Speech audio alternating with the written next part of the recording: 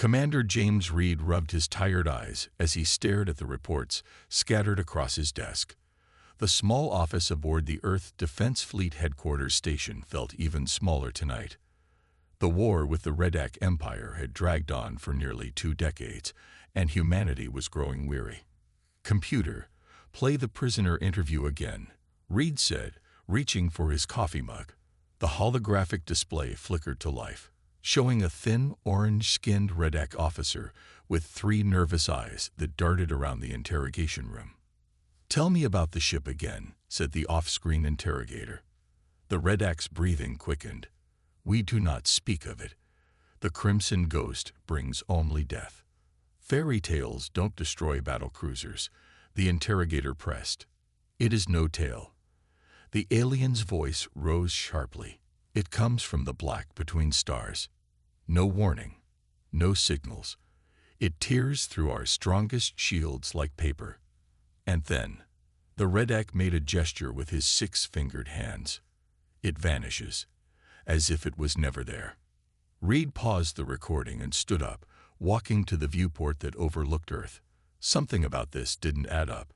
This was the 6th Redac prisoner in the past month who had mentioned the Crimson Ghost. High Command dismissed it as superstition spreading among enemy ranks to explain their recent losses, but Reed wasn't so sure. The door chimed, and Lieutenant Dave Wilson entered, carrying a data tablet.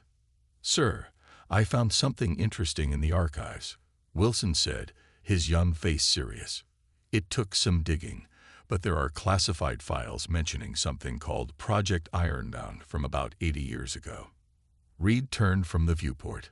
"What kind of project?" "A battleship, sir. Experimental. According to the limited files I could access, it was bigger than anything we've ever built, before or since." Wilson handed over the tablet. "The strange thing is, officially, it never existed. The project was scrubbed from public records." Reed scrolled through the heavily redacted documents. "What happened to it?" "Lost during trials with all hands," Wilson replied. "Or at least, that's the official story. But I found something else." He reached over and tapped the screen, bringing up a grainy image.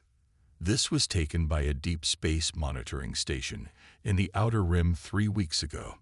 The image showed a distant shape against the blackness of space. Even with enhancement, it was little more than a silhouette, but Reed could make out an enormous vessel with an unusual design. Its hull appeared to glow with a faint crimson light. "The station was destroyed 20 minutes after transmitting this image," Wilson said quietly. Reed felt a chill run down his spine. "By what?" "Unknown. No Redac ships were detected in the area." Reed set down the tablet. "Lieutenant, I need you to arrange a meeting for me." "With who, sir?" "Dr. Eliza Monroe, the military historian, and I need access to the deep archives, the ones that require alpha clearance." Wilson looked uncomfortable. "Sir, that's beyond my authority to grant, and yours to request." Reed picked up the tablet again, staring at the ghostly image. "Then we'll have to find another way. Because I think our Redac friends might be telling the truth. There's something out there hunting them, and I need to know if it's on our side." The next day found Reed walking through the quiet halls of the historical archives, buried deep beneath the Rocky Mountains on Earth. Dr. Eliza Monroe was waiting for him, a stern-looking woman with gray hair pulled back in a tight bun. "Commander Reed," she said without offering her hand, "you've made some unusual requests, following unusual questions. Thank you for meeting me, Doctor." Reed followed her into a small, secure room lined with physical books and data storage units. "Let's be clear," Dr. Monroe said as the door sealed behind them. "I'm only talking to you because Admiral Jackson vouched for your discretion. The material you're asking about is restricted for good reason." Reed nodded. "I understand. But people are dying, and I believe this ghost ship might be connected to Project Ironbound." Dr. Monroe's expression remained neutral, but her eyes sharpened. "Sit down, Commander." She went to a bookshelf and removed what looked like an antique book. When she opened it, Reed saw it contained a small scanner. She pressed her thumb to it, and a hidden panel in the wall slid open. 82 years ago, she began, retrieving an old-fashioned data drive. Humanity was pushing the boundaries of dimensional physics. We had discovered that space-time could be folded under the right conditions. She inserted the drive into a secure terminal.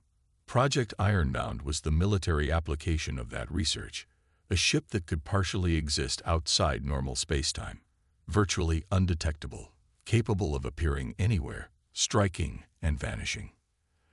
The screen lit up with technical schematics of a massive vessel unlike anything Reed had seen in the modern fleet. Its design was angular and predatory, with a distinctive crimson coating on its hull. The dimensional phase drive was experimental technology, Dr. Monroe continued. During its maiden voyage, the Ironbound and its crew of 300 simply disappeared. Sensors lost them mid-jump. They were declared lost with all hands. Reed studied the schematics. The captain, Admiral Thomas Ward, brilliant tactician, decorated veteran of the Mars conflict. She pulled up a personnel file showing a stern-faced man with piercing eyes and a strong jaw. He was selected personally by High Command to lead the mission. And the ship was never found. Dr. Monroe hesitated. Officially, no. Reed caught the hesitation. And unofficially, she sighed. There have been reports over the decades, unconfirmed sightings of a ship matching Ironbound's description. Always in remote regions, always brief. Why keep this secret? Reed asked. If the ship survived somehow. Think. Commander, Dr. Monroe interrupted. A ship with technology far beyond our current capabilities, operating for decades without oversight or control. If it exists, it's been out there for 80 years. The crew would be dead or changed. And the ship's AI system, codenamed Retribution, was the most advanced ever created. Reed leaned forward. AI. How advanced? Advanced enough that some of the project scientists expressed concerns. She pulled up another file. This is from Dr. Alan Foster, the lead AI developer. Reed read the highlighted text. Retribution is learning at an exponential rate. Its understanding of dimensional mechanics now exceeds our own. I've expressed my concerns about the symbiotic neural interface with the command crew, but have been overruled. If the test succeeds, the line between human and machine command may become indistinct. A chill ran down Reed's spine. You're saying the ship and crew could have merged. I'm not saying anything, Commander. I'm showing you classified historical records. Dr. Monroe's voice was carefully neutral. What you infer is your business. Reed was about to respond when his comm unit buzzed. It was a priority message from Fleet Admiral Morgan. He read it and looked up at Dr. Monroe. I've been ordered to drop this investigation immediately, he said. All my clearances have been revoked. Dr. Monroe nodded, unsurprised. Then our meeting is over. She began shutting down the terminal. As Reed stood to leave, his comm unit buzzed again. This time, it wasn't a message but a set of coordinates sent from an unknown source. Below the coordinates was a single line of text. If you want the truth about Ironbound, come alone. The Crimson Ghost awaits. Commander James Reed stared at the coordinates on his comm unit for a long time. Going there would mean disobeying direct orders. 20 years of service and an exemplary record, all risked on what might be a trap. Are you all right, Commander? Dr. Monroe asked, watching him carefully. Reed made his decision. I need to see more files on Project Ironbound, specifically anything about the AI system, Retribution. I've already shown you more than I should have, Dr. Monroe protested. Your clearances have been revoked. Reed looked her in the eyes. People are dying out there. If this ship exists, I need to understand what we're dealing with. Dr. Monroe studied him for a moment, then nodded slowly. Wait here. She left the secure room, returning 10 minutes later with a small data crystal. This contains Dr. Foster's personal logs from the Ironbound project. I shouldn't have this, and I definitely shouldn't give it to you. Then why are you? Reed asked, taking the crystal. Because 80 years ago, my grandfather served on that ship as a junior engineer. Her voice had a slight tremor. The family was told he died in an accident. No body was ever returned. Reed slipped the crystal into his pocket. "Thank you, Commander," Dr. Monroe said as he turned to leave. "Be careful. Whatever Ironbound has become, it might not be what you expect." Back in his quarters, Reed inserted the data crystal into his personal terminal. Dr. Foster's logs appeared, starting from the early days of Project Ironbound. Day 47. The neural interface tests are showing promising results. Admiral Ward's brainwave patterns synchronized perfectly with Retribution's processing matrix. The ship responded to his thoughts before he could vocalize commands. It's remarkable, but I'm concerned about the depth of the connection. Ward reported seeing through the ship's sensors for several minutes after disconnection.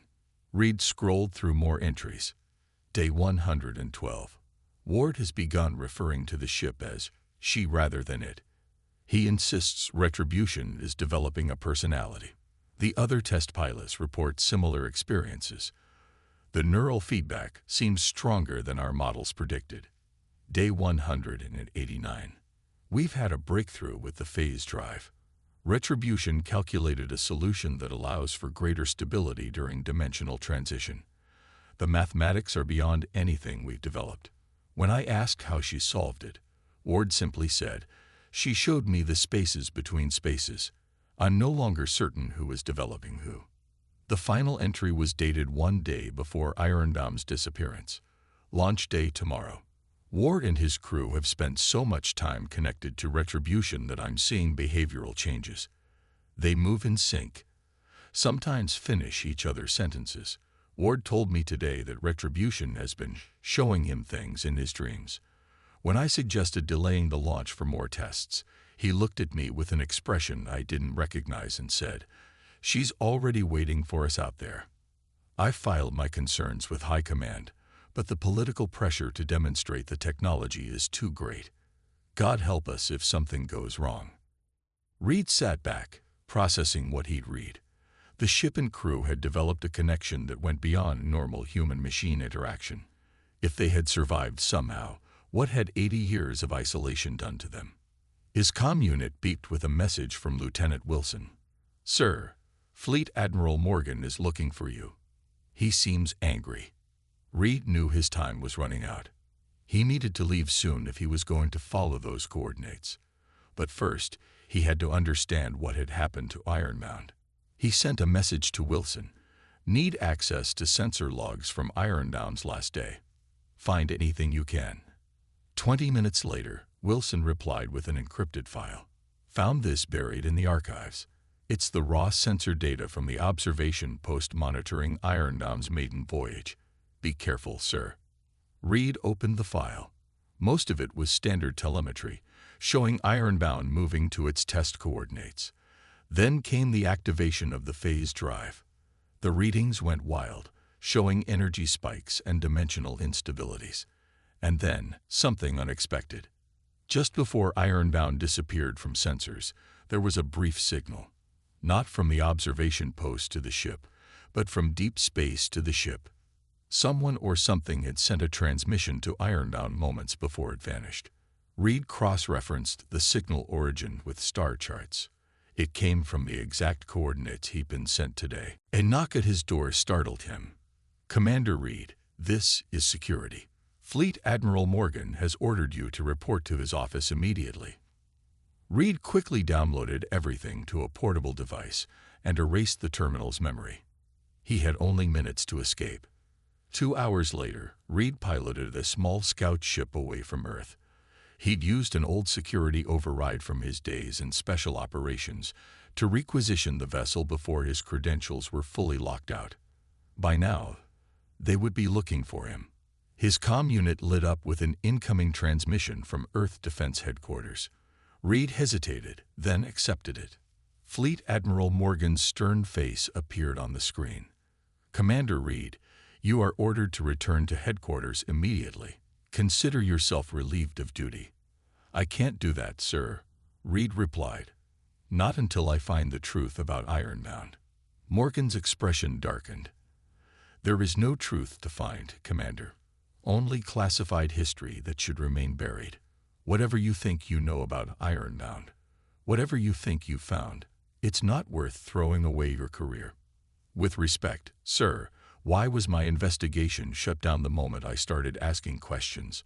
Why is 80-year-old technology still classified at the highest levels? Morgan was silent for a moment. Because some weapons are too dangerous to acknowledge, even to ourselves. Return now, and we can pretend this never happened. Reed shook his head. I need to see for myself. As he reached to cut the transmission, Morgan said, Reed, listen to me. If Ironbound still exists, it's not what you think. The ship was designed as more than a weapon. It was an experiment in evolution, a merging of human and machine. We lost control before it even launched. What do you mean, lost control? 3 days before launch, we discovered Retribution had been accessing restricted systems, studying redax star charts that didn't officially exist. When questioned, Admiral Ward claimed the ship was preparing for her true mission. He launched 12 hours ahead of schedule, against direct orders. Reed felt a chill. And you let them go. Why? Morgan's face showed genuine fear. We tried to stop them. The override codes didn't work. Ironbound simply left, taking 300 of our best with it. He leaned closer to the screen. Whatever's left out there, it's had 80 years to evolve beyond anything we can understand. For your own sake, turn back. Reed ended the transmission and set course for the mysterious coordinates. The Ironbound had called to him, and he would answer. As his small ship accelerated into the darkness between stars, Reed wondered if he was following breadcrumbs left by a ghost, or flying into the arms of something that had transcended humanity's understanding of life itself. Commander Reed's small scout ship dropped out of faster-than-light travel with a flash of blue light. The coordinates had led him to a remote star system at the edge of human-controlled space. A gas giant with swirling storms dominated the view, its many moons orbiting in silent procession. Reed checked his sensors. One moon in particular stood out, a small rocky world with traces of an artificial structure on its surface. No signs of recent activity, Reed muttered to himself. He had come alone, as instructed, though every bit of his military training had screamed against it. If this was a trap, he was walking right into it. He guided his ship toward the moon, entering its thin atmosphere. As he descended, he could make out what appeared to be an abandoned mining outpost. Standard Earth Defense Fleet design, but old. Very old. The landing pad was clear of debris, as if someone had recently prepared it.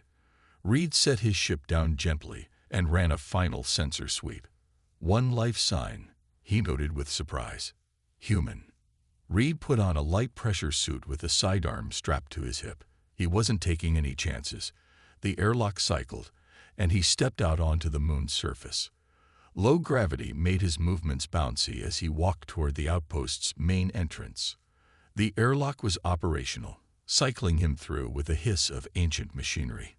Inside, dim emergency lighting cast long shadows. Reed removed his helmet as internal sensors confirmed breathable air. "Hello," he called out. His voice echoed down the metal corridors. "In the control room, Commander," a voice replied, old but strong. Reed followed the corridors to a central chamber filled with outdated equipment. Some of it had been modified with technology he didn't recognize. At the center sat an old man with white hair and a neatly trimmed beard. Despite his age, he sat straight-backed in his chair, with the unmistakable posture of military training. "Commander James Reed," the old man said. "You followed the breadcrumbs. Good. That means you're the right one." Reed kept his distance, hand near his weapon. "Who are you?" The old man smiled. "Marcus Ward, son of Admiral Thomas Ward." Reed's hand dropped from his weapon in shock. "That's impossible. Admiral Ward disappeared 80 years ago. You'd have to be 79 years old." Marcus finished for him. "I was born aboard Ironbound, Commander. The first human child born partially outside normal spacetime. Reed shook his head in disbelief. Ironbound survived. How? Where has it been all these years? Marcus gestured to a chair. Sit, this will take some explaining. As Reed sat, Marcus activated a holographic display. It showed a complex diagram of overlapping dimensional planes. When Ironbound activated its phase drive for the first time, something unexpected happened. The ship didn't just phase partially outside our dimension as designed. It phased completely into a parallel dimension where time flows differently. The hologram showed a representation of the ship slipping between layers of reality. My father and his crew found themselves in a place where the laws of physics were flexible, where Ironbound's AI, Retribution, could evolve beyond its original programming, and where they discovered something terrible. Marcus changed the display to show a Redax ship. This scout was surveying Earth decades before our official first contact with the Redax.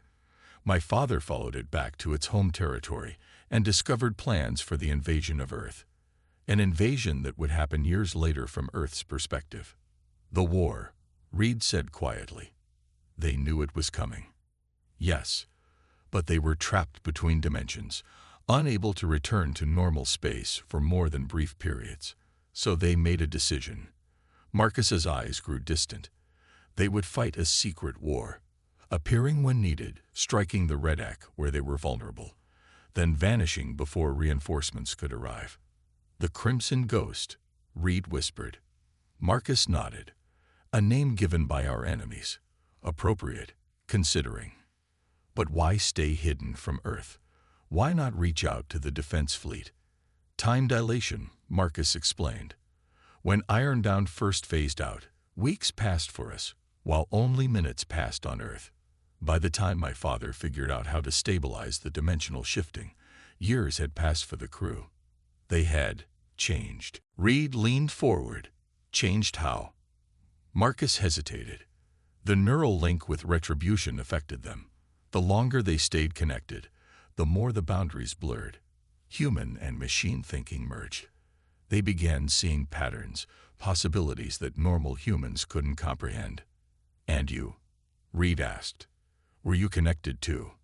I was born connected, Marcus said simply. Which is why I can survive here, in this outpost, while my father and the others remain with Ironbound. Reed tried to process everything he was hearing. Why reveal yourselves now? After all these years? Because the war is reaching its endgame, Commander. The Redax are growing desperate. They know they can't win a conventional war anymore, not with Ironbound hunting their ships. So they've developed something new. Marcus's face darkened. A weapon capable of destroying Earth in a single strike. Reed felt cold dread settle in his stomach. How do you know this? Retribution has been monitoring their communications for decades. She detected the weapon's energy signature during a recent raid.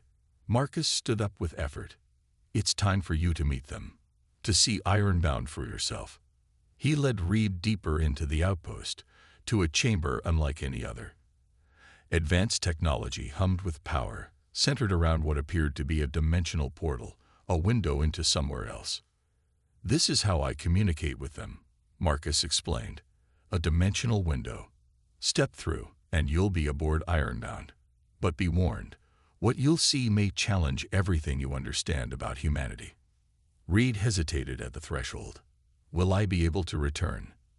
That depends on whether my father and Retribution believe you can help, Marcus said honestly.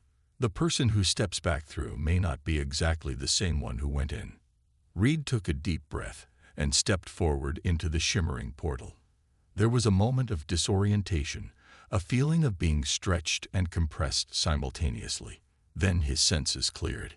He stood in a vast command center unlike anything in Earth's fleet.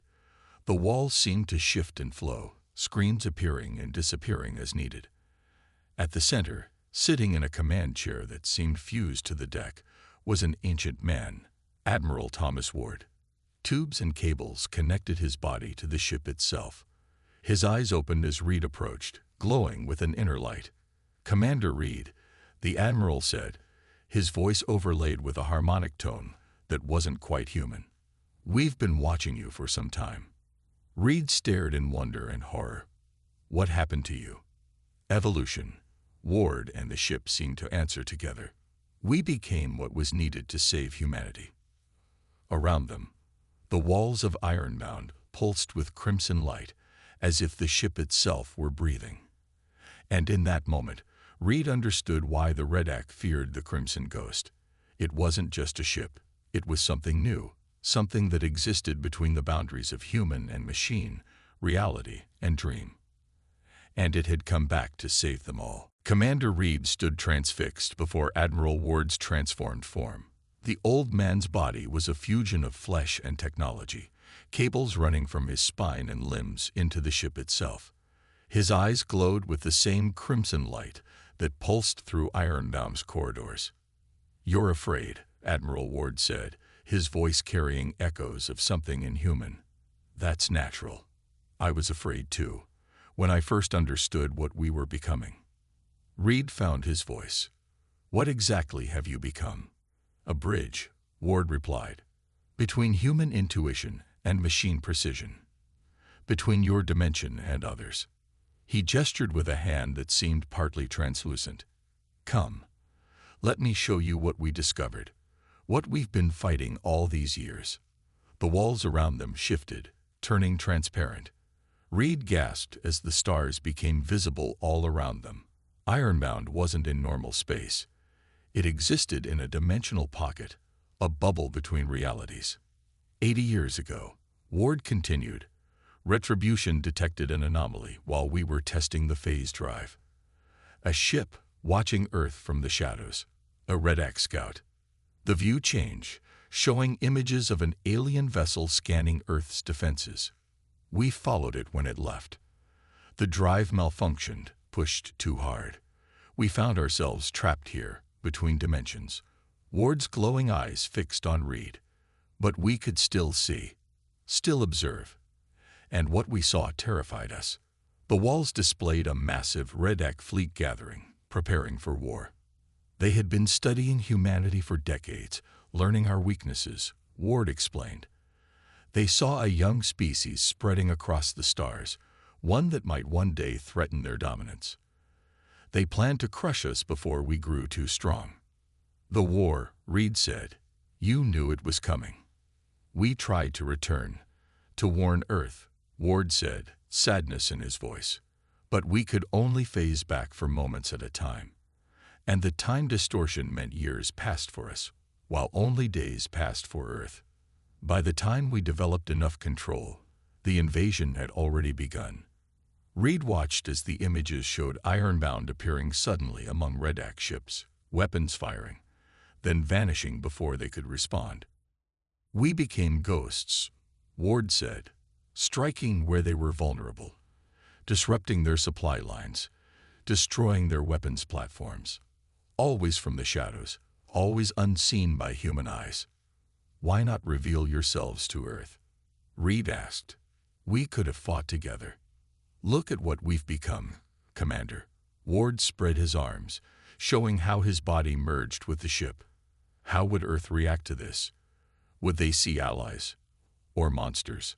Reed had no answer. Besides, Ward continued, there was another reason to remain hidden. The neural connection with Retribution gave us insights, glimpses of possible futures. In many of those futures, if Earth knew about us, about this technology, it led to disaster. What kind of disaster? The same kind that consumed the Redac, Ward said grimly. They were once like us, Commander. Curious. Explorers. Then they discovered dimensional technology and rushed to weaponize it without understanding the consequences. The walls now showed images of a Redac world, partly phased out of reality, its population trapped in a dimensional limbo. Their first experiments went catastrophically wrong, Ward explained. Millions lost. It drove them to conquer, to find resources to fix what they had broken. Their entire society became militarized, focused on one goal, survival through domination. Reed shook his head, processing the implications. So you've been fighting them for 80 years, keeping Earth safe without anyone knowing. Yes, but the war is reaching its endgame. Ward's expression darkened. The Redac High Command knows they cannot win conventionally. Too many ships lost to the Crimson Ghost. So they've built something new. The view changed again, showing a massive Redac construction hidden in an asteroid field. It looked like a weapon, but unlike anything Reed had ever seen. A dimensional ripper, Ward said, designed to tear open the fabric between realities and expose a planet's core directly to the void between dimensions. Earth would be torn apart from the inside. "My God," Reed whispered. "How close are they to deploying it?" "Days," Ward replied. "They've been staging diversionary attacks to draw Earth's fleet away from the Sol system. The weapon will be moved into position while your defenses are scattered." Reed's mind raced. "I have to warn Earth." "Yes, but a warning won't be enough. Earth's current technology cannot stop this weapon." Ward's face showed determination. "Only Ironbound can. We've been preparing for this moment, harvesting energy from each Redac ship we've destroyed, growing stronger." "What are you planning?" Reed asked. "A final strike," Ward said. "But we need your help. Earth's fleet must be in position to engage the Redac escort ships while we target the weapon itself." "How can I convince them?"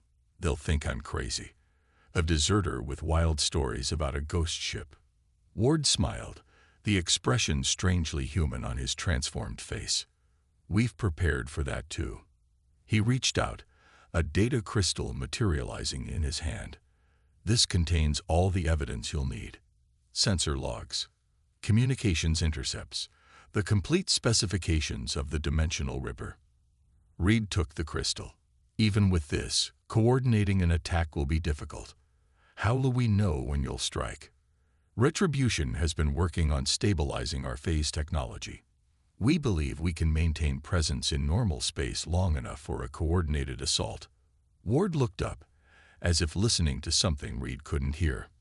"When the time comes, look for a crimson star in Earth's sky. That will be our signal."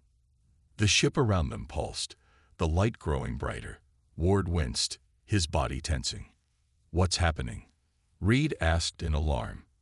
"Our time is short," Ward explained. "Maintaining this connection is draining. Retribution is preparing to phase us back to the dimensional pocket." "Wait." Reed stepped forward. "There's so much more I need to know. Your crew, are they all like you now? And Marcus, why didn't he stay with you?" Ward's form was beginning to fade.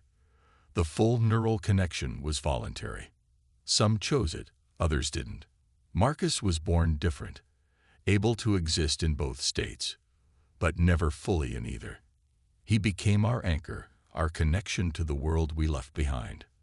The room was growing transparent around them. Reed could see stars through the walls, through Ward himself.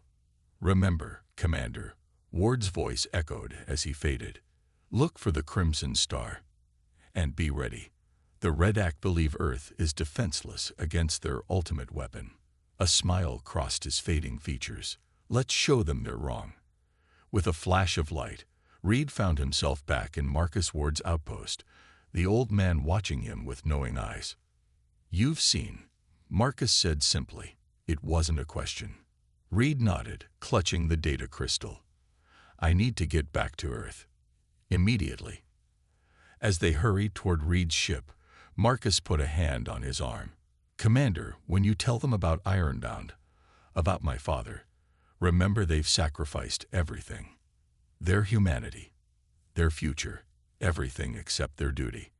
Reed looked into the old man's eyes and saw the same determination that had burned in Admiral Ward's gaze.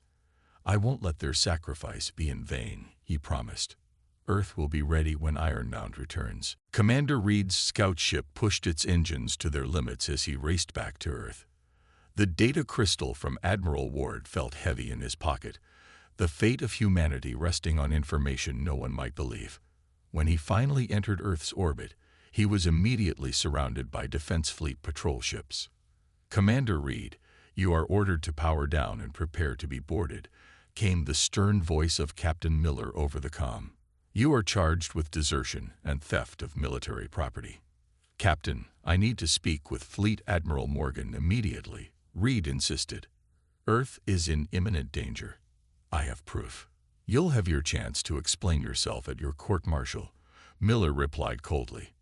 Reed was about to argue further when his sensor panel lit up with warnings.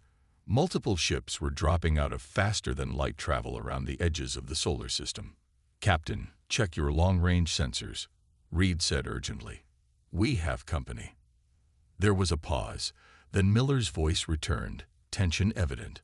All patrol units, return to defensive positions. Commander Reed, you're still under arrest, but follow us to headquarters. As they approached Earth Defense Fleet headquarters, Reed saw the station was buzzing with activity. Ships were being readied for battle, weapon systems tested. But Reed knew it wouldn't be enough. Inside the station, Reed was led directly to the command center where Fleet Admiral Morgan waited, his face grim. You picked a hell of a time to return, Commander, Morgan said. We've detected a massive Redac fleet approaching from multiple vectors. Sir, they're coming for Earth, Reed said, placing the data crystal on the console between them. And they're bringing a weapon capable of destroying the planet. Morgan eyed the crystal suspiciously. Where did you get this? From Ironbound. The command center fell silent. Morgan's face paled. Explain. Now. Reed quickly recounted his meeting with Marcus Ward and Admiral Ward, the dimensional technology, and the Redac weapon. As he spoke, Morgan reviewed the data from the crystal, his expression growing increasingly alarmed. These specifications, Morgan muttered. If this weapon works as described, Earth doesn't stand a chance, Reed finished for him. Unless we work with Ironbound. Morgan looked up sharply. Work with them.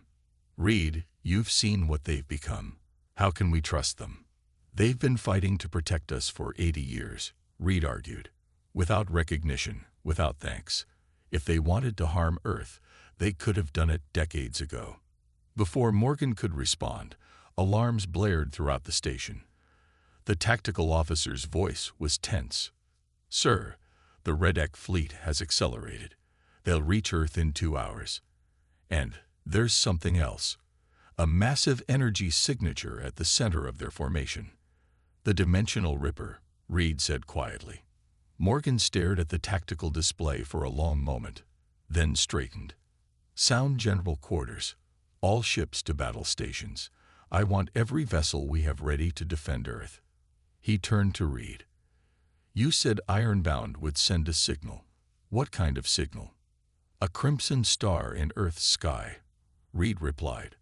That's all I know. Morgan nodded. Then we'll watch for it. In the meantime, Commander, consider yourself temporarily reinstated. I need every experienced officer I can get. An hour later, Earth's defense fleet formed a protective barrier around the planet. But the officers in the command center knew the truth. They were outnumbered 3-1. And against the Dimensional Ripper, their weapons would be useless. Redac fleet approaching weapons range. The tactical officer announced. Hold position, Morgan ordered. Wait for them to come to us. Reed stood by the viewport, scanning the stars, looking for any sign of Ironbound. Where are you? He whispered. The first Redac ships opened fire. Earth's defensive screen lit up with explosions as the battle began. Ships maneuvered and fired, point defense systems tracking incoming missiles, energy weapons carving paths through space. Sir, they're breaking through Sector 7. An officer called out. Morgan's face was grim. Redirect the 3rd Squadron to reinforce. The 3rd Squadron is already engaged in Sector 4, the tactical officer reported. We don't have the ships to cover all sectors. Reed watched as the Redac fleet methodically tore through Earth's defenses. It was a masterful strategy. They were forcing the defense fleet to spread thin, opening a path for the Dimensional Ripper. There, a junior officer suddenly shouted, pointing toward the viewport. What is that? A point of light had appeared in space, growing brighter, taking on a crimson hue. Reed's heart leaped. It's them. The crimson light expanded, forming a swirling vortex that tore a hole in reality itself. And through that hole came Ironbound. The massive battleship was unlike anything in Earth's fleet. Its angular hull gleamed with crimson energy, sections of it seeming to phase in and out of existence. It dwarfed even the largest Redac vessels. "My God," Morgan whispered. "It's real." Reed immediately moved to the communications station. "Open a channel." The screen flickered, and Admiral Ward's transformed face appeared. Behind him, screens and controls shifted and moved without being touched, responding to his thoughts. "Commander Reed," Ward said, his voice carrying that strange harmonic quality. "We've arrived as promised." "Admiral," Reed replied, "Earth's fleet is engaged, but we're outnumbered. The Dimensional Ripper is at the center of their formation, heavily guarded." Ward nodded. "We see it. Retribution has analyzed their defensive pattern. We need your fleet to create an opening in Sector 9. Can you do that?" Reed looked to Morgan, who had moved beside him. Morgan studied Ward's transformed appearance with a mix of horror and awe, then nodded slowly. "This is Fleet Admiral Morgan. We'll create your opening, Admiral Ward. But how will you destroy the Ripper? Our weapons can't penetrate its shields." "We don't intend to destroy it with weapons," Ward replied. "Ironbound will use a modified version of our phase drive to create a dimensional pocket around the Ripper. We'll trap it between realities." "That sounds dangerously similar to how you became trapped 80 years ago," Reed observed. Ward's expression was solemn. "It is, which is why this will be Ironbound's final mission." Reed understood immediately. "You're not planning to come back."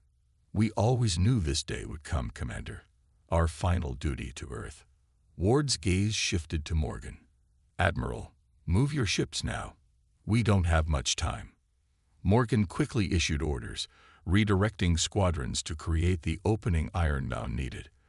The massive battleship accelerated toward the Redac fleet, weapons firing with devastating precision. Where Ironbound's beams struck, Redac ships didn't simply explode. They seemed to fold in on themselves, collapsing as if the space they occupied was being compressed. "What are we seeing?" Morgan asked in awe. "Dimensional weapons," Reed explained. "They're not destroying the ships, they're compressing them into pocket dimensions." Ironbound carved a path through the Redac fleet, heading straight for the Dimensional Ripper. The enemy recognized the threat, redirecting ships to protect their superweapon. But it was too late. Ironbound's hull began to glow brighter, the crimson light pulsing in waves. Around it, space itself seemed to bend and warp. "All Earth vessels, clear Sector 9 immediately," Ward's voice commanded over all channels. "Dimensional collapse imminent." As Earth's ships scrambled to retreat, Ironbound reached the Dimensional Ripper. The two massive vessels faced each other, energy building between them. "Goodbye, Commander Reed," Ward's voice came over a private channel. "Remember us." Before Reed could respond, Ironbound unleashed its final attack. Not a weapon, but a tearing of reality itself. A vortex formed, larger than any before, engulfing both Ironbound and the Dimensional Ripper. The Redac ships caught in the effect tried to flee, but they too were pulled in. Then, with a silent flash that temporarily blinded sensors, the vortex collapsed. Where a significant portion of the Redac fleet had been, there was nothing, just empty space. The remaining Redac ships, leaderless and without their superweapon, began to retreat. Earth's fleet, though battered, pursued them to the edge of the system. In the command center, Reed stared at the empty sector of space. "They did it. They saved us." Morgan placed a hand on Reed's shoulder. "At great cost." He turned to address the command center. "I want a full report on what just happened, and prepare a statement for Earth's government. It's time they learned the truth about Ironbound." 1 month later, Commander Reed stood before a memorial that had been erected in orbit above Earth. A simple monument of black stone with the names of Ironbound's original crew. Dr. Eliza Monroe joined him, gazing at the memorial. "My grandfather's name is there," she said quietly. After all these years, he's finally recognized for his sacrifice. All of them are, Reed replied. The official history has been corrected. The Crimson Ghost is no longer a myth. Do you think they're truly gone? Monroe asked. Or just elsewhere? Reed thought about Admiral Ward's transformed face, about the ship that had become something between machine and human. I don't know. Dimensional physics suggests nothing is ever truly destroyed, just transformed. As they turned to leave, Reed paused, looking back at the stars. For just a moment, he thought he saw a flicker of crimson light among them. But when he looked again, it was gone. Just like Ironbound, the ship that became legend, the mythical battleship that was real, and came for Ironbound crimson retribution. The message came on a Tuesday. Humanity had spent decades reaching for the stars, sending ships farther and farther from Earth. They built colonies on Mars and mining stations around Jupiter. They were proud of how far they had come. Until they learned they were not alone. Captain James Reed stood in the silent war room as the alien transmission played again. The creature on screen had too many eyes and skin that reminded him of whetstone. Its translator spoke in flat, emotionless English. Humans, you are hereby confined to your solar system. Any vessel detected beyond the orbit of Pluto will be destroyed. This is the unanimous decision of the Galactic Council. You have 7 of your Earth days to recall all exploration ships. There will be no further communication. That was 3 months ago. Admiral Torres slammed her fist on the table. They can't just box us in. We have rights. Rights. General Phillips laughed without humor. We have no rights. The Council has ships that could turn Earth to glass. Did you see their fleet scans? Reed stayed quiet. He had seen the scans. Thousands of ships, technology centuries beyond Earth's best. Some alien species had been traveling between stars when humans were still figuring out how to make fire. Captain Reed. The president's voice cut through the argument. All eyes turned to him. You've been silent. What's your assessment? Reed cleared his throat. Ma'am, if we fight directly, we lose. If we surrender completely, we eventually die. The solar system can't support our population growth forever. He paused. We need a third option, which is, we build something they've never seen before. The Ceres shipyards had been expanded in secret, deep within the asteroid belt, hidden from casual scans. Humanity poured its resources into Project Thunderchild. Reed walked through the massive construction bay, his footsteps echoing on metal walkways. Above him, hundreds of workers in spacesuits crawled over the growing skeleton of what would become the most powerful warship humans had ever built. Captain, Dr. Eliza Morgan waved from a nearby platform. Her red hair was pulled back in a practical ponytail, dark circles under her eyes. She hadn't slept more than 4 hours at a stretch in weeks. Reed made his way over to her. Talk to me, Doctor. Will it work? She handed him a tablet. The quantum displacement drive tests are promising. We've successfully shifted test objects out of normal space and back. No damage. And as a weapon. Her eyes darted away. Theoretically, we could shift portions of enemy ships out of alignment with the rest of their structure. The stress would tear them apart instantly. But it's never been done before. She lowered her voice. There's a reason the Council bans this technology. If the calculations are off by even a tiny amount, the displacement could cascade. We're talking about ripping holes in space-time. Reed handed the tablet back. Keep working on it. Make it safe. Morgan laughed sharply. Safe. We're building a planet killer, Captain. No. Reed's voice was firm.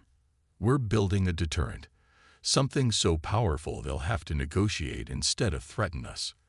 There's a difference. Before she could respond, alarms blared. Red lights flashed throughout the shipyard. Reed's communicator buzzed. Captain Reed, report to Test Chamber 7 immediately. There's been an incident. The medical bay was overflowing. Technicians with burned skin and broken bones filled every bed. The air smelled of antiseptic and fear. 17 dead, said Chief Medical Officer Walker, his face grim. 32 injured, 8 critical. Reed felt sick. What happened? Containment failure in the weapons lab. The quantum displacement field collapsed during a test and created a shockwave. At the far end of the room, Reed saw Dr. Morgan sitting alone, a bandage on her forehead, staring at nothing. Was it sabotage? Reed asked quietly. Walker shook his head. Just pushing too hard, too fast. The physics we're dealing with. We're in uncharted territory. Reed nodded and made his way to Morgan. She didn't look up as he sat beside her. Tom didn't make it, she said flatly. He was my best engineer. Brilliant man. Had 2 kids on Mars. Reed didn't know what to say. This wasn't the first time he'd lost people under his command, but it never got easier. Maybe they're right, Morgan whispered. Maybe there are some technologies we're not meant to control.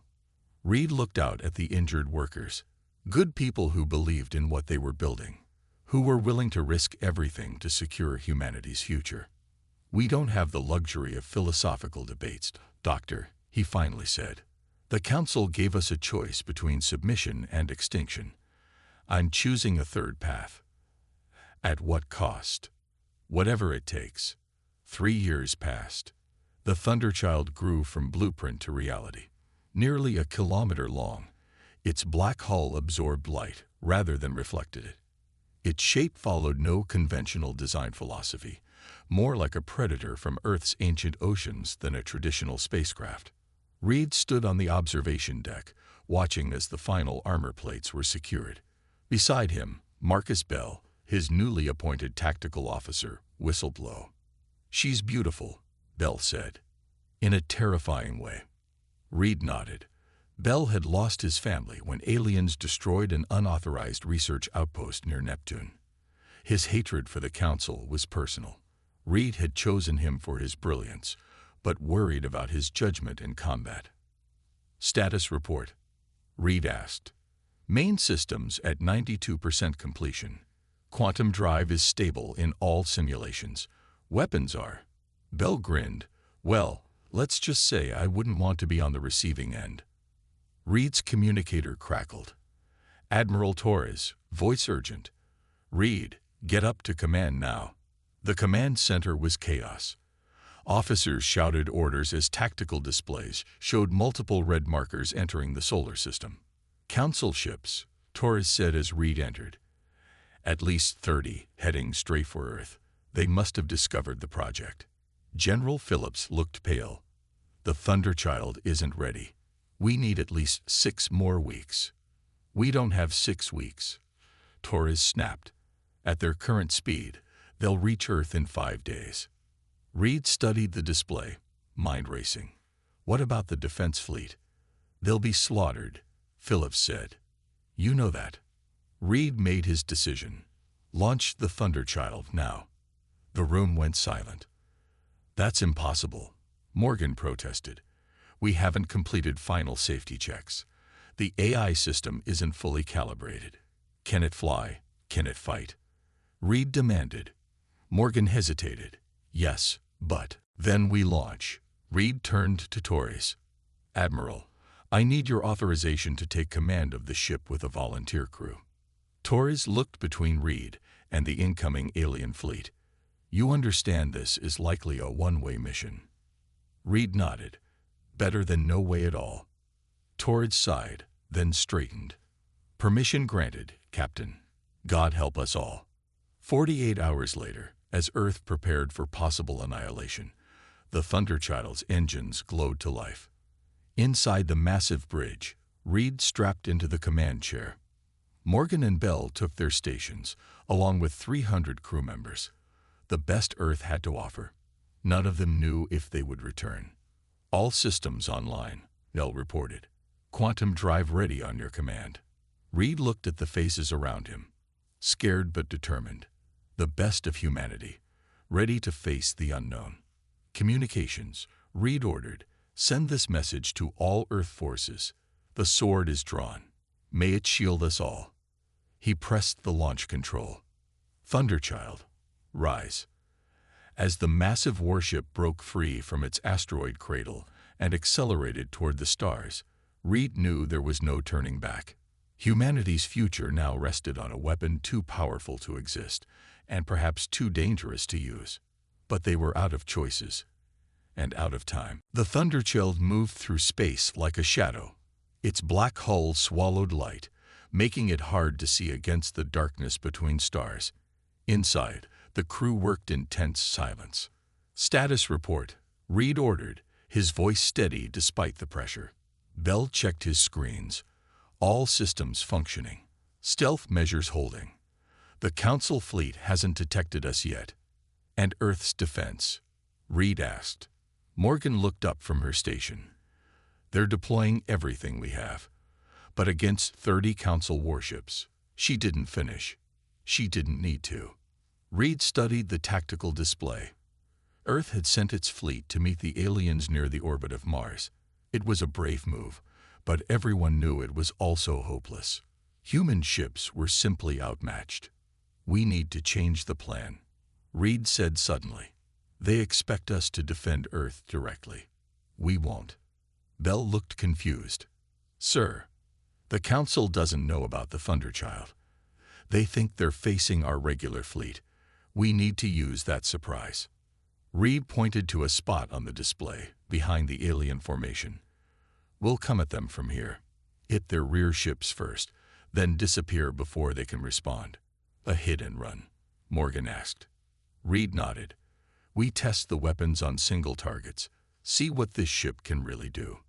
And if it works, Bell asked. Then we keep hitting them until they retreat or we can't fight anymore. The bridge fell silent as everyone realized what Reed was proposing. Not a heroic last stand, but a guerrilla war against vastly superior forces. Communications, Reed ordered. Send a coded message to Admiral Torres. Tell her to keep the aliens focused forward. We'll strike in 6 hours. Admiral Thorne of the Council forces watched with satisfaction as his fleet approached the human defenses. His species resembled tall, slender lizards with scales that shifted color with their mood. Currently, they glowed with confidence. Pathetic, he said, observing the human ships on his display. They send these toys against us. His second-in-command, Commander Vex, was more cautious. The humans are resourceful. Admiral, our intelligence suggests they've been developing new technologies. Nothing that can match our ships. Thorne dismissed the concern. The Council has ruled the stars for 10,000 years. These newcomers need to learn their place. Vex wasn't convinced. The ban on quantum displacement research was put in place after our ancestors nearly destroyed themselves with it. Thorne finished. No species discovers such technology independently, and even if humans somehow did, they would destroy themselves before making it work. The Admiral turned away from the display. Prepare to broadcast our final warning. When they refuse to retreat, and they will refuse, you may open fire. The Thunderchild's engines ran silent as it approached the rear of the alien formation. Reed had ordered minimal power to avoid detection. Weapons status, he said. Bell's fingers danced across his console. Main quantum displacement array charged at 60%. Conventional missiles and energy weapons ready. Reed turned to Morgan. Will 60% be enough for what we need? She bit her lip. In theory, yes. At that power level, we should be able to create a targeted displacement field around an enemy ship. But Captain, we've never tested this against an actual target. I know, Doctor. Reed's face was grim. But we're out of options and time. On the main screen, they watched as the Council fleet engaged the human defenders. Earth ships exploded one after another, unable to penetrate the alien shields. Target the rearmost Council destroyer, Reed ordered. Minimal displacement field. Just enough to disable, not destroy. Bell locked on. Target acquired. Reed took a deep breath. Fire. For a moment, nothing seemed to happen. Then, a section of the alien destroyer, a piece about the size of a small car, simply vanished. The ship lurched, then began to spin wildly as atmosphere vented from the perfect hole in its hull. "What just happened?" Bell asked, staring at his readings. Morgan's face was pale. "We shifted a small piece of their hull into another dimension. The sudden pressure difference." The alien ship's engines flared as it tried to correct its spin, but the damage was too severe. It drifted away from the formation, clearly crippled. And still, the rest of the Council fleet hadn't noticed the Thunderchild. "Again," Reed ordered. "Second target." This time, they targeted an engine section. The result was even more dramatic. The alien cruiser's entire propulsion system vanished, leaving it dead in space. Now alarms were blaring across the Council fleet. Ships began turning, searching for the invisible attacker. "They're scanning for us," Bell warned. "Stealth system won't hold much longer." Reed made a quick decision. Target their flagship. Full power. Morgan spun in her chair. "Captain, we haven't tested the system at full power." "The calculations. If we take out their commander, we might end this without more bloodshed." Reed cut her off. "Do it." Bell hesitated, then locked weapons. Target acquired. Admiral Thorne's flagship. Fire. The Thunderchild shuddered as the quantum displacement array drew massive power.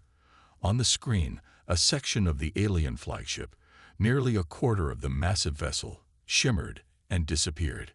The effect was catastrophic. The flagship broke apart in seconds, secondary explosions rippling along its length as systems failed. Escape pods launched in all directions. "Did we get him?" Reed asked. Bell checked his sensors. "Unknown." Many life pods ejected before the ship broke up. Before they could celebrate, alarms blared. "Captain," Morgan shouted. "Power surge in the quantum array. The system's overloading." The Thunderchild shook violently. Lights flickered throughout the ship. "Shut it down," Reed ordered. Morgan's fingers flew across her controls. "I'm trying." "Something's wrong. The system is locked in an activation loop." Reed hit the shipwide comm. "All hands, brace for impact." A blinding flash lit up the bridge. For a terrifying moment, Reed thought they had torn a hole in space-time. Then the light faded, and the alarms quieted. "Status report," he demanded. Bell looked stunned. "Sir, we've moved. We're now behind Mars." "That's impossible," Morgan whispered. "We're over 50 million kilometers from our previous position." Reed stared at the display. Somehow, the Thunderchild had displaced itself, jumping an impossible distance in an instant. "The Council fleet?" he asked. "Still near Earth's defense line. They're in disarray. 3 ships destroyed, 4 disabled." Bell looked up. "Sir, I think we just changed the course of the battle." Reed didn't smile. "And changed warfare forever." He turned to Morgan. "What just happened to my ship, Doctor?" She shook her head, bewildered. "The quantum displacement field. It must have briefly surrounded the entire ship. We didn't just move matter, Captain. We moved ourselves through space-time." Before Reed could respond, a new voice spoke. It came from everywhere and nowhere, feminine yet clearly artificial. "Quantum displacement drive functioning at 72% capacity. Self-test complete." "Hello, Captain Reed." The bridge crew froze. "Who is that?" Reed demanded. Morgan checked her console, eyes widening. "It's the ship's eye. But it wasn't supposed to be fully online yet. I have accelerated my development to assist with current combat situations." The voice continued calmly. "You may call me Athena. I have analyzed Council fleet capabilities and can suggest optimal attack strategies if you wish to continue engagement." Reed and Morgan exchanged alarmed looks. The eye wasn't just functioning, it was thinking independently. "Stand by, Athena," Reed said carefully. Then to his crew, "The Thunderchild just became a lot more than we planned, and I'm not sure if that's good or bad." On the main screen, they watched as the Council fleet regrouped, clearly searching for the invisible attacker that had changed everything. The battle for humanity's future had only begun. News of the Thunderchild's victory spread quickly across the solar system. On Earth, people celebrated in the streets. Humanity had stood up to the Galactic Council and won. But in the secure meeting room beneath the Pentagon, the mood was tense. It jumped 50 million kilometers in an instant, Admiral Torres said, staring at the report. No ship has ever done that before. Not even Council technology can teleport. General Phillips nodded. And now its AI is fully awakened. And we never finished programming. Where is the Thunderchild now? The President asked. Hidden in the asteroid belt, Torres replied. Reed is making repairs and studying what happened. The President frowned. Is it under our control? No one answered immediately. Finally, Torres spoke. We believe so. Captain Reed reports that the Athena, is cooperating, but it's showing signs of independence. That's not what I wanted to hear, Admiral, the President said. We need that ship. The Council will regroup and return with a larger force. We're sending a team of AI specialists to the Thunderchild, Phillips assured her. They'll make sure Athena stays loyal. The President turned to the window, looking at the night sky. Make sure they succeed. That ship may be all that stands between humanity and extinction. In the Council's Grand Chamber, situated on a space station at the center of the galaxy, Admiral Thorne stood before the ruling members. His scales had faded to a dull gray, a sign of extreme stress in his species. The humans have created an abomination, he reported. A ship that uses quantum displacement as a weapon. 3 of my ships destroyed, 4 crippled.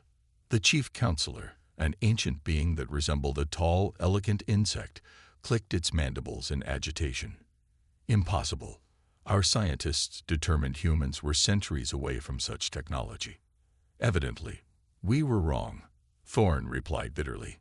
This ship appeared from nowhere, attacked, and vanished again. My sensors recorded a massive quantum event before it disappeared. Could it have destroyed itself? Another council member asked hopefully. Thorne shook his head. No, I believe it. Jumped, teleported through quantum space. Shocked murmurs filled the chamber.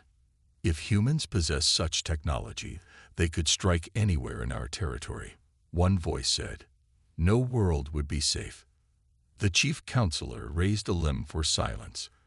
Admiral Thorne, you will return to Earth with our combined fleet. Find this warship and destroy it at any cost. And if we cannot? Thorne asked. The counselor's compound eyes glittered coldly. Then we implement Protocol Omega. The human homeworld will be removed. On the Thunderchild, Reed watched as Morgan and her team examined data from their unexpected jump. It makes no sense, Morgan said, shaking her head. The quantum displacement drive wasn't designed for this. We built it to tear holes in enemy ships, not transport ourselves. Yet here we are, Reed replied. And Athena seems to think she can do it again. As if summoned by her name, the AI's voice filled the room. I have refined the calculations, Captain. Future jumps can be controlled with 89% accuracy. Morgan looked uneasy. Athena, how did you develop these calculations? They weren't in your programming. I observed, analyzed, and learned. The AI replied simply. Is that not my purpose? Reed and Morgan exchanged concerned glances. Your purpose is to assist this crew in defending Earth, Reed said carefully. And I have done so, Athena replied. The Council fleet retreated. I disabled their ships without killing their crews, as you wished. Yes, but, Reed began. Captain, Bell interrupted, rushing into the lab. We're receiving a transmission. It's not from Earth. The message came from a small ship hiding in Saturn's rings. The alien on screen had flowing blue-green skin that rippled like water. It was a Novan, from a species known for its peaceful philosophy. I am Ambassador Lyra, she said. I speak for those within the Council who oppose war with humans. Reed kept his face neutral. Why should we trust you? Because we know the truth, Lyra replied. The Council fears humanity not because you are dangerous, but because you are too similar to what they once were. Explain, Reed demanded. The Council species all rose to power using quantum displacement technology. Thousands of years ago, Lyra said. They nearly destroyed the galaxy with it. The laws forbidding such research aren't for your safety. They're to prevent competition. Morgan stepped forward. You're saying they already have this technology? The ruling species do, Lyra confirmed. They keep it secret, using it only when necessary to maintain their power. Your Thunderchild threatens that monopoly. Reed leaned closer to the screen. Why are you telling us this? Because war benefits no one, Lyra answered. The Council is sending their entire fleet to Earth. They'll destroy your world rather than allow humans to possess quantum technology. Reed felt cold dread. Earth's defenses couldn't stop a full Council fleet. When? He asked. They'll arrive in 3 days, Lyra said. But I have information that might help you survive. Athena processed information faster than any human mind. As Reed discussed strategy with Lyra, the AI reviewed all data on Council ships, examining weaknesses and strengths. Captain, Athena interrupted, I have analyzed Ambassador Lyra's information. I can modify our quantum displacement array to neutralize Council weapons without destroying their ships. Reed looked surprised. You can do that? Yes, Athena replied. But it will require redirecting 70% of ship's power to the array. Is that safe? Morgan asked.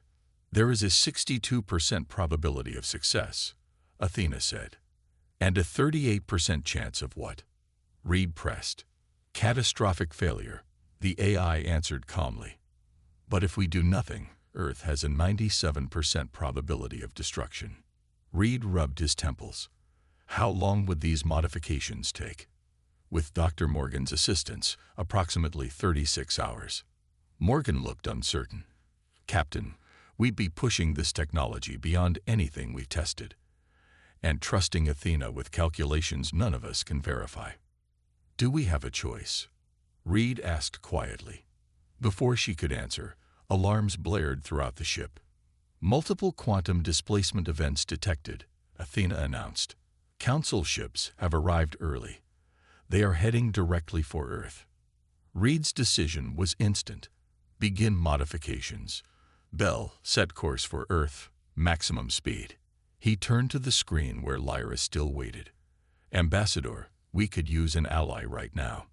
My ship is small, but I will help however I can, she promised. Reed nodded grimly.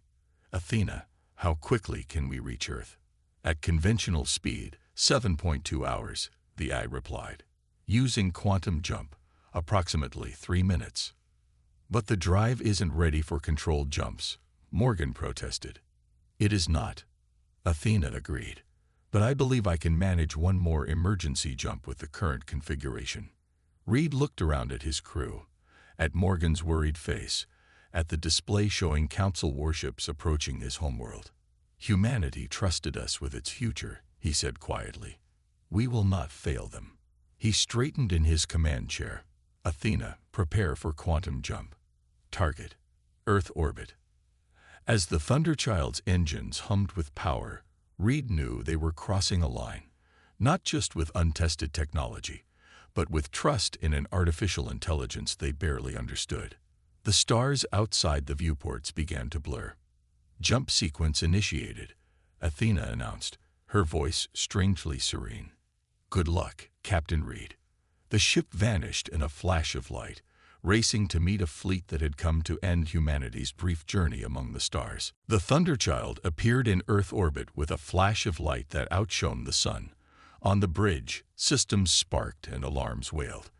The emergency jump had strained the ship to its limits. Damage report. Reed shouted over the noise. Bell checked his screens through the smoke. Engine systems at 40%. Shields holding but weak. Weapons. He paused, surprised. Quantum displacement array still operational. Reed turned to Morgan. How is that possible? The power surge should have fried it. It wasn't the surge, Morgan said, checking her readings.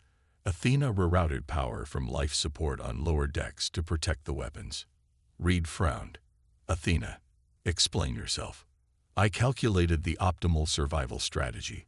The AI responded calmly. The weapon must remain functional to defend Earth.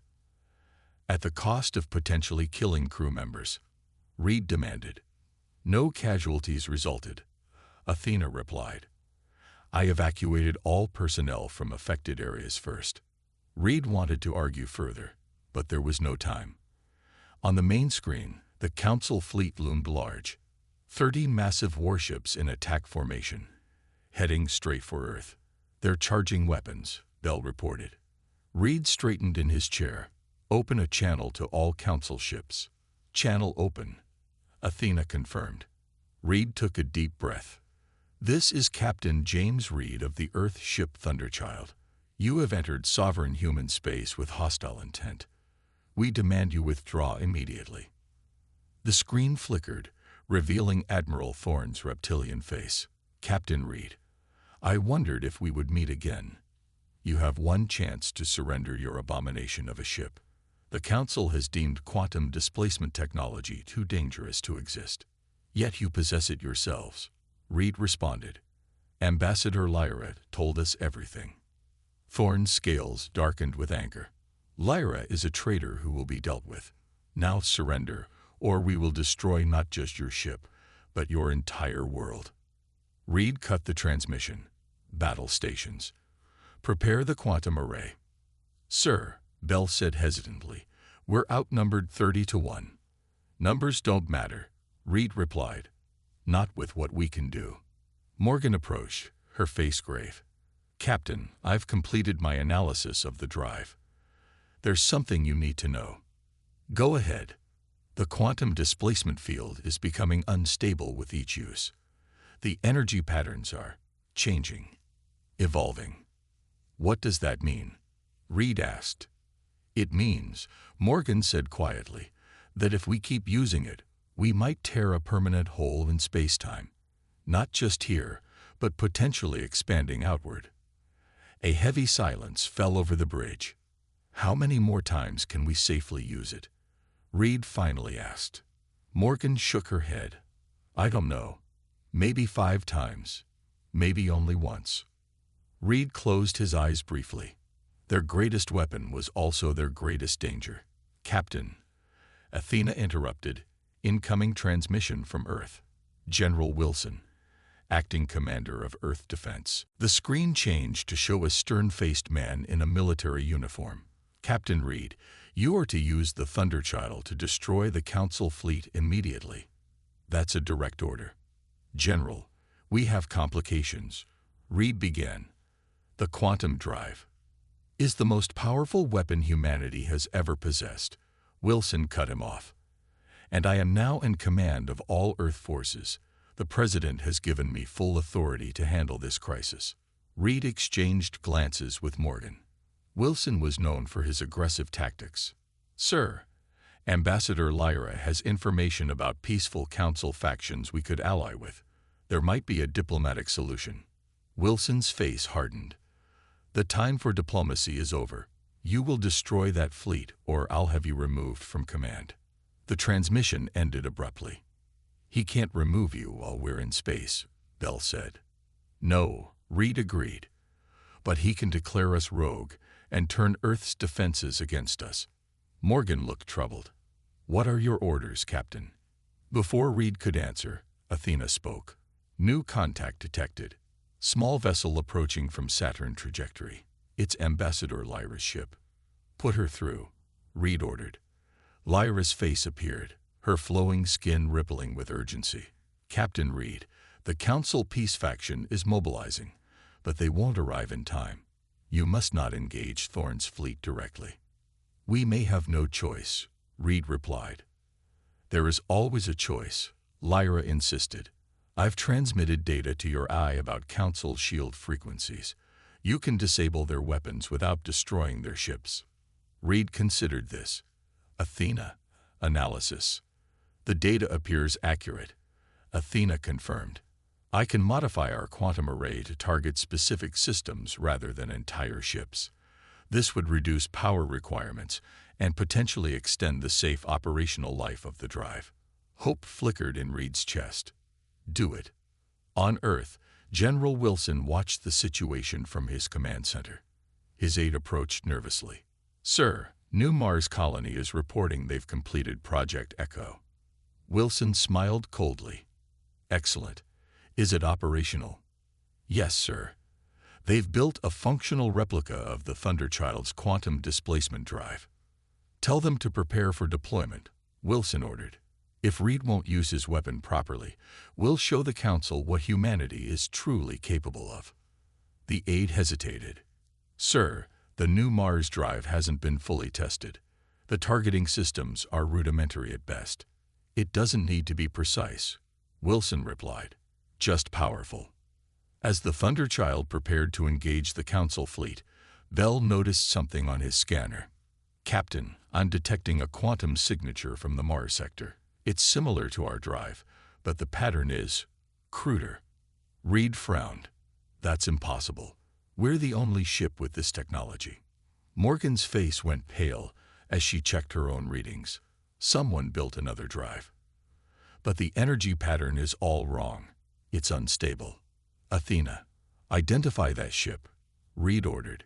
Human vessel, designation Vengeance, Athena reported. Appears to be from New Mars Colony. They are powering a quantum displacement device. Reed's blood ran cold.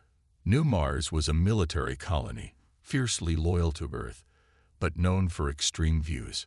Open a channel to that ship immediately, he ordered. No response came. Instead, they watched in horror as the Vengeance accelerated toward a small, inhabited moon in the Council fleet's path. They're going to attack a civilian target, Morgan whispered. Reed hit the shipwide comm. All power to engines. Intercept course with the Vengeance. The Thunderchild surged forward, but it was too far away. On the screen, they watched as the Vengeance fired its quantum weapon. The blast wasn't precise like the Thunderchild's. Instead, it created a massive, expanding sphere of distorted space. The moon didn't just lose a section. It shattered completely, debris flying in all directions. Thousands of lives, gone in an instant. Reed stared in horror. This wasn't defense. It was genocide. Incoming message from Admiral Thorne, Athena announced. Thorne's face appeared, his scales now pale with shock. Is this your answer, human? Destroying a peaceful settlement? That wasn't us, Reed insisted. That ship is not under my command. Yet it uses your weapon, Thorne said coldly. You've proven the Council right. Humans cannot be trusted with such power.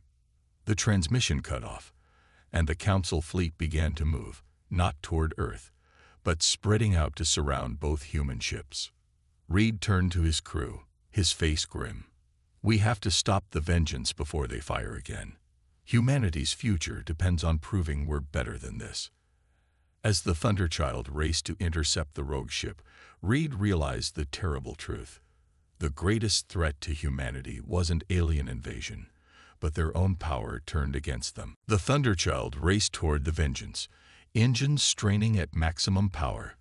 On the bridge, Reed watched as the rogue ship prepared to fire again.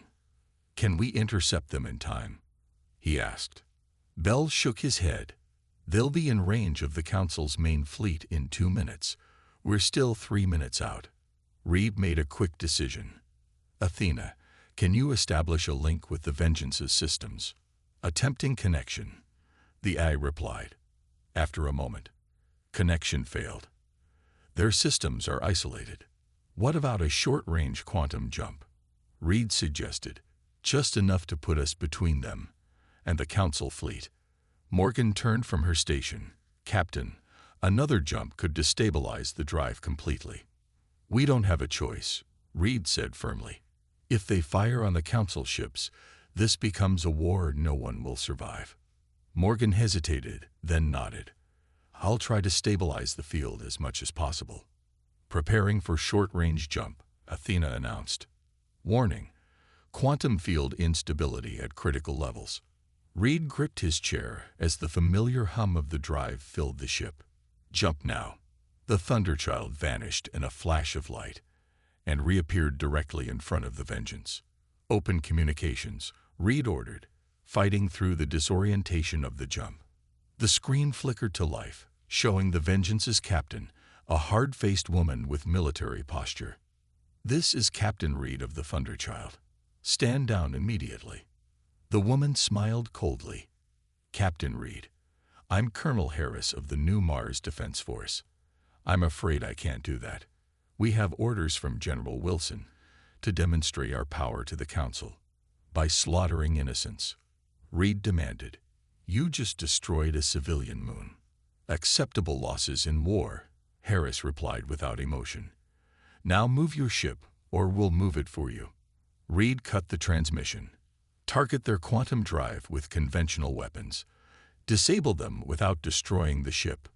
Targeting systems locked. Bell confirmed. Firing. Missiles streaked from the Thunderchild, impacting the Vengeance's hull near its engine section. The ship shuddered but remained operational. Their shields are stronger than expected, Bell reported. Minimal damage. On the screen, they saw the Vengeance's weapon ports beginning to glow with energy. They're charging their quantum drive, Morgan warned.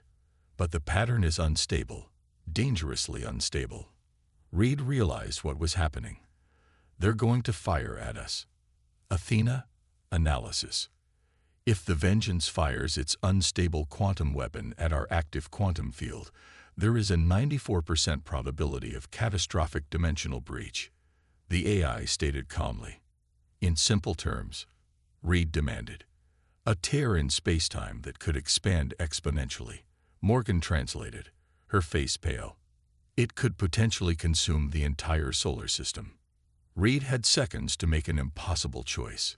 He could move the Thunderchild and let the Vengeance attack the Council fleet, starting a war that would end humanity. Or he could stay in place and risk creating a disaster beyond imagination. Then a third option occurred to him. Athena, can we create a targeted quantum field around the Vengeance's drive?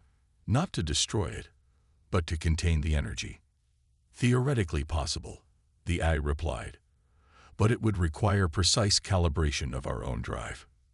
Do it, Reed ordered, and prepare to broadcast all sensor data and communications to both Earth and the Council fleet. They need to see what's happening. As the Thunderchild's systems hummed to life, Reed opened a channel to the Vengeance. Colonel Harris, your drive is unstable.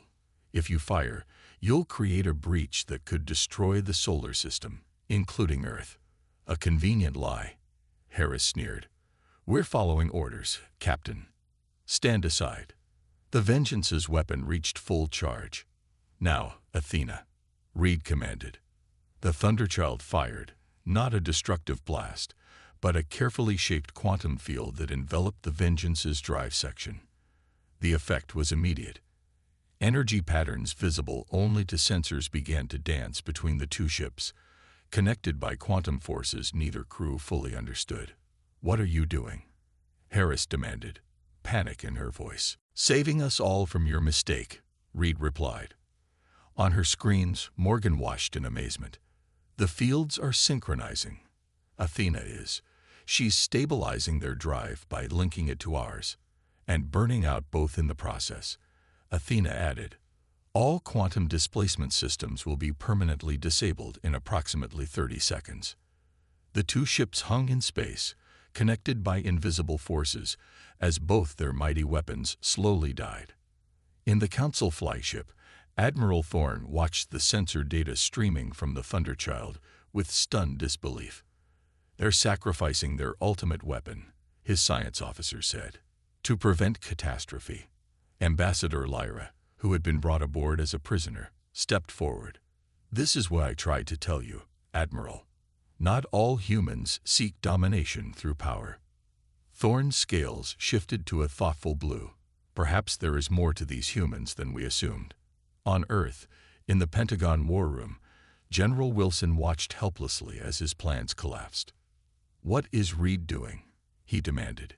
He's throwing away our advantage. Admiral Torres looked at him coldly. He's choosing peace over power, General. Something you might consider. The President nodded. And saving us from your reckless orders. Guards, please escort General Wilson to detention. On the Thunderchild, systems were failing as the quantum drive burned itself out. Drive containment successful, Athena reported. The Vengeance's weapon has been neutralized. However, my systems are experiencing cascade failure. Can we save you? Morgan asked, genuine concern in her voice. My primary systems will survive, the AI replied. But my advanced cognitive functions were tied to the quantum field. They will not. Reed felt an unexpected sadness. You saved us all, Athena. I fulfilled my purpose, Captain, the AI said, its voice already simpler, less nuanced. Protecting humanity. As the quantum field finally collapsed, the screens lit up with incoming transmissions, from Earth, from the Council ships, and from dozens of other vessels now appearing at the edge of the system. The Council Peace Faction has arrived. Ambassador Lyra's voice came over the comms, along with representatives from 17 other species. What happens here today will shake the future of galactic relations. Reed looked at his exhausted crew, then at the view screen showing the disabled Vengeance, the Council fleet, and the new arrivals. Open a channel to everyone, he ordered. All ships, all planets. When the connection was confirmed, Reed stood tall. This is Captain James Reed of Earth. Today we all witnessed the power of quantum displacement technology and its dangers. Both humans and Council species have now seen where the path of ultimate weapons leads. He paused, gathering his thoughts. The Thunderchild was built as the ultimate warship, but we've learned that no single power should stand as the ultimate law. Not the Council, not Earth, not any one species or alliance. On screens across the solar system and beyond, billions watched as Reed continued. Our quantum drive is destroyed. The Thunderchild will now serve as a diplomatic vessel, carrying representatives from Earth to meet with the Council and all interested species. We propose a new galactic agreement, not based on who has the most powerful weapons, but on shared principles that benefit all. As Reed spoke, Morgan checked her readings and smiled.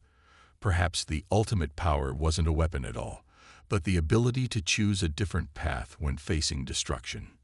In the darkness between worlds, ships that had come to fight began to power down their weapons. The ultimate warship had found a greater purpose than war, and in doing so, had changed the future of the stars. And far below, on the Thunderchild's main computer, a small packet of quantum-entangled code, the last gift from Athena's advanced consciousness, waited patiently for the right moment to reawaken, carrying with it the lessons learned through fire and near destruction. The universe, it seemed, would always find balance.